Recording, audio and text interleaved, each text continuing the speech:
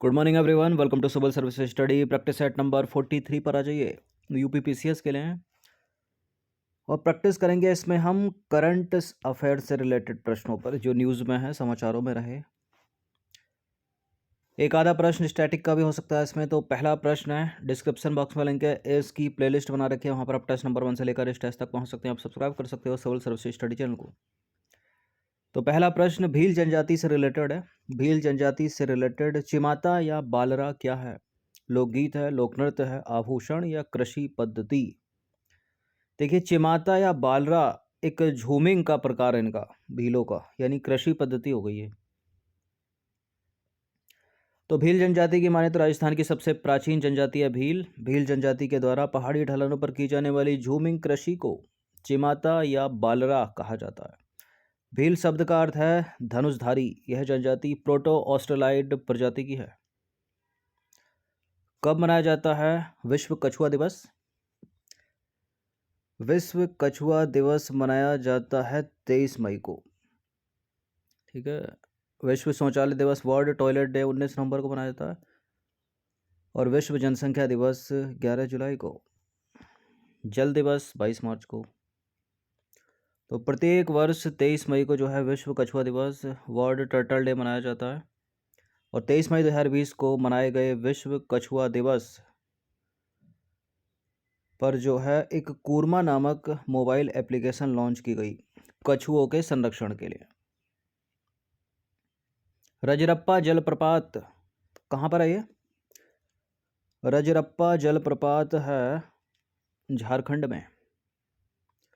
तो रजरप्पा जलप्रपात जो है झारखंड के रामगढ़ जिले के चितरपुर सामुदायिक विकास खंड में स्थित एक जलप्रपात और हिंदू तीर्थ स्थल है।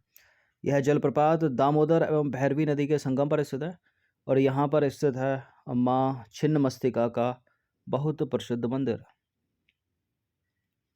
द्वारका किस नदी के तट पर स्थित है? द्वारका गुजरात। ये गुजरात में बहने वाली गोमती नदी के तट पर है। ठीक है, गोमती गुजरात वाली, यूपी वाली नहीं। तो द्वारका भारत के गुजरात राज्य के देवभूमि द्वारका जिले में स्थित एक प्राचीन नगर है। द्वारका जो है गोमती नदी और अरब सागर के किनारे ओखा मंडल प्रायद्वीप के पश्चिमी तट पर बसा हुआ है। यह हिंदुओं के 4 धामों में से एक है और सप्तपुरी यानी सबसे पवित्र प्राचीन नगर में से भी एक है। यह श्री कृष्ण के प्राचीन राज्य द्वारका का स्थल है और गुजरात की सबसे पहली राजधानी भी इसको माना जाता है, द्वारका को। नंबर 5 पर आ जाइए। जैन धर्म और हिंदू धर्म का प्रमुख धार्मिक स्थल प्रभासगिरी है, कहाँ पर है? देखिए, इसके नाम से लग रहा है कि लद्दाख में तो हो नहीं सकता। ठीक है, इसको एलिमिनेट कर दीजिए। प्रभासगिरी है उत्तर प्रदेश के कौशाम्बी में। ये है इसका आंसर। तो प्रभासगिरी जैन धर्म और हिंदू का प्रमुख धार्मिक स्थल है। यह कौशाम्बी जिले में यानी उत्तर प्रदेश में यमुना नदी के तट पर स्थित है। नंबर 6 पर आ जाइए। किस राज्य को खनिजों का अजायब घर कहा जाता है? खनिजों के अजायब घर के नाम से जाना जाता है राजस्थान। तो राजस्थान जो है खनिज की दृष्टि से एक संपन्न राज्य है। इसे खनिजों का अजायब घर कहा जाता है। तो बी होगा ना। नंबर 7 पर आ जाइए। निम्न में से कौन सही सुमेलित है? छत्तीसगढ़ की ऊर्जा राजधानी कोरबा, मध्य प्रदेश की ऊर्जा राजधानी सिंगरौली, छत्तीसगढ़ का शिमला मैनपाट, ये सभी बहुत पूछे जाते हैं प्रश्न ये दोनों। बिल्कुल, छत्तीसगढ़ की ऊर्जा राजधानी कोरबा को कहा जाता है। मध्य प्रदेश की ऊर्जा राजधानी सिंगरौली। एमपीपीएससी में बहुत पूछना है इस प्रश्न को। छत्तीसगढ़ का शिमला है मैनपाट और झारखंड का शिमला रांची। तो सारे के सारे सुमेलित हैं। और भारत का शिमला एक ही है, हिमाचल प्रदेश की कैपिटल शिमला। क्वेश्चन नंबर 8 पर आ जाइए। शिमला विश्वविद्यालय की विक्रमशिला विश्वविद्यालय की स्थापना निम्नलिखित में से किसके द्वारा की गई थी? कुमारगुप्त प्रथम ने तो नालंदा बसाया था। विक्रमशिला विश्वविद्यालय है धर्मपाल। तो विक्रमशिला विश्वविद्यालय की स्थापना भागलपुर जिले के अंतिचक गांव में पाल वंश के राजा धर्मपाल ने की थी। फिर प्रिंटिंग मिस्टेक हो गई। बी होगा ना। क्वेश्चन नंबर 9 पर आ जाइए। मनसबदारी एक प्रशासनिक प्रणाली थी, प्रशासनिक मुगल प्रणाली। किसने शुरू की थी इसको? मनसबदारी प्रशासनिक प्रणाली मुगल साम्राज्य में शुरू की गई थी अकबर के द्वारा। Option number C. तो 1571 के दौरान मुगल साम्राज्य में अकबर के द्वारा मनसबदारी एक प्रशासनिक प्रणाली शुरू की गई थी। 10वां प्रश्न है, वैदिक शिक्षा और धर्म की वैदिक शुद्धता को पुनर्जीवित करने के लिए वेदों की ओर लौटो का नारा किसने दिया था? आसान सा प्रश्न है, इसका उत्तर है Swami Dayanand Saraswati. Back to your Vedas भी इसको लिख देता आप देवनागरी में, हिंदी में। तो स्वामी दयानंद सरस्वती ने वेदों की ओर लौटो का नारा दिया था। यह वैदिक शिक्षा तथा धर्म की वैदिक शुद्धता को पुनर्जीवित करने और वैदिक काल के पुनरुत्थान का आह्वान था। नंबर 11 पर आ जाइए। हाल ही में पार्कर सोलर प्रोब ने पहली बार सूर्य के कोरोना क्षेत्र में प्रवेश किया है। यह किसका मिशन है? Parker solar probe mission. ये ऐसे ही पूछा जा सकता है कि है किसके लिए? मंगल ग्रह के लिए है, शुक्र के लिए है, सूर्य के लिए है, तो सूर्य का है ये, और ये नासा का है, डी। तो हाल ही में पार्कर सोलर प्रोब मिशन ने पहली बार सूर्य के कोरोना क्षेत्र में प्रवेश किया है, जिसे नासा ने अपनी एक बड़ी उपलब्धि बताया है।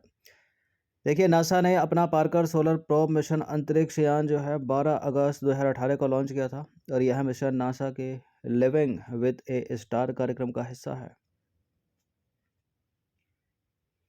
विश्व गौरैया दिवस कब मनाया जाता है? विश्व गौरैया दिवस न केवल गौरैया के संरक्षण बल्कि दूसरे पक्षियों के संरक्षण के लिए भी मनाया जाता है। कब मनाया जाता है ये? 20 मार्च को, वर्ल्ड स्पैरो डे। तो हर साल 20 मार्च को दुनिया भर में विश्व गौरैया दिवस मनाया जाता है।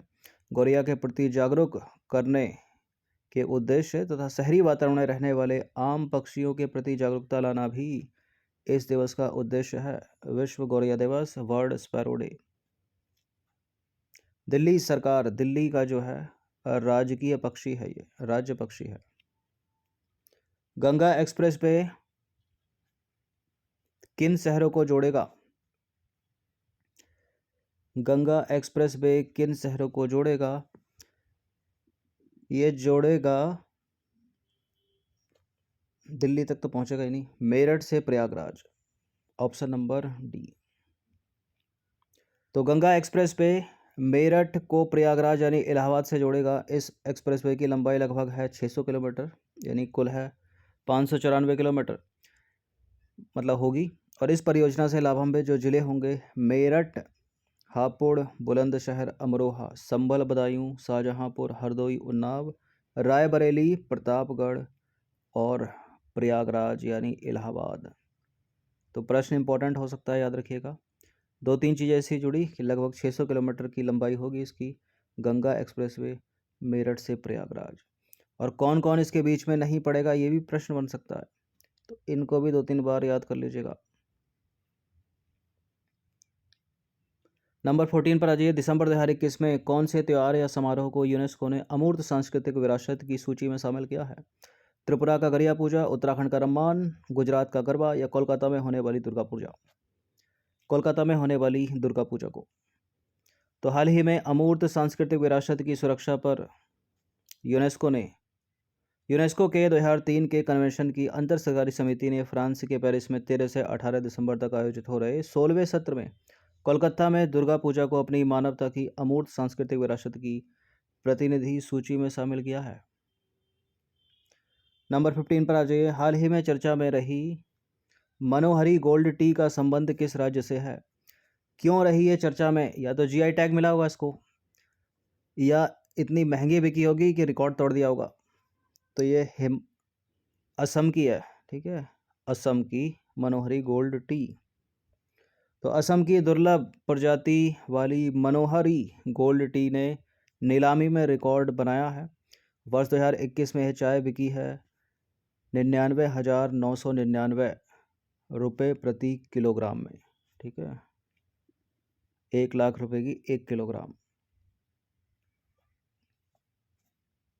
नंबर 16 पर आ जाइए। हाल ही में कौन 100% पेपरलेस कार्य करने वाली विश्व की पहली सरकार बन गई है? दुबई सरकार, उत्तराखंड की सरकार, ऑस्ट्रेलिया की सरकार या दिल्ली सरकार? एलिमिनेट करें। ऑस्ट्रेलिया की सरकार नहीं है, बताइए क्या है इसका उत्तर। उत्तराखंड की सरकार भी नहीं है, क्या है इसका आंसर? इसका आंसर है दुबई की सरकार। तो संयुक्त अरब अमीरात के युवराज और दुबई के क्राउन प्रिंस शेख हमदान बिन मोहम्मद बिन राशिद अल मखतूम ने यह घोषणा की है कि दुबई सरकार 100% कागज रहित यानी 100% पेपरलेस होने वाली दुनिया की पहली सरकार बन गई है। नंबर 17 पर आ जाइए। हाल ही में चीफ ऑफ स्टाफ कमेटी का चेयरमैन किसे बनाया गया है? किसको बनाया गया है? जनरल मनोज मुकुंद नरवणे को। तो हाल ही में भारतीय सेना प्रमुख जनरल मनोज मुकुंद नरवणे ने चीफ ऑफ स्टाफ कमेटी के अध्यक्ष के रूप में पदभार ग्रहण किया है। भारत में कारगिल विजय दिवस कब मनाया जाता है? भारत में कारगिल विजय दिवस मनाया जाता है 26 जुलाई को। ठीक है, सी है इसका आंसर। तो देखिए 26 जुलाई 1999 को कारगिल युद्ध में विजय हासिल करने के उपलक्ष्य में हर साल कारगिल विजय दिवस मनाया जाता है। और एक प्रश्न और पूछा जाता है कि ऑपरेशन विजय का संबंध किससे है? तो कारगिल युद्ध से। कारगिल युद्ध को ऑपरेशन विजय के नाम से भी जाना जाता है। नंबर 19 पर आ जाइए। गगनयान मिशन किसका है? आसान सा प्रश्न है और कोविड-19 के चलते ये डिले हो गया। भारत का है। तो देखिए भारतीय गगनयान जो है भारतीय अंतरिक्ष अनुसंधान संगठन यानी Indian space research organisation ISRO का एक मिशन है। इस मिशन के तहत 3 अंतरिक्ष मिशनों को कक्षा में भेजा जाएगा। ठीक है, और इन 3 मिशनों में से 2 मानव रहित होंगे जबकि 1 मानव युक्त होगा और 1 जा चुका होता, लेकिन कोविड के चक्कर में ये डिले हो गया।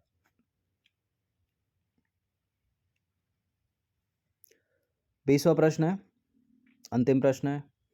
मई 2021 में तियानवेन-1 नामक मिशन के द्वारा जीरोंग नामक रोवर से मंगल ग्रह की सतह पर सरफेस पर सफलतापूर्वक लैंडिंग कर दी है। ठीक है, किस देश ने करी है ये? किस देश ने करी है? और ये तीसरा देश बन गया है मंगल ग्रह की सतह पर उतरने वाला। ठीक है, पहला है यूएस, दूसरा है सोवियत संघ।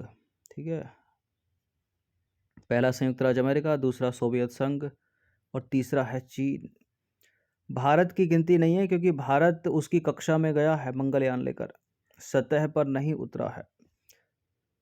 तो इसका उत्तर है चीन, सी।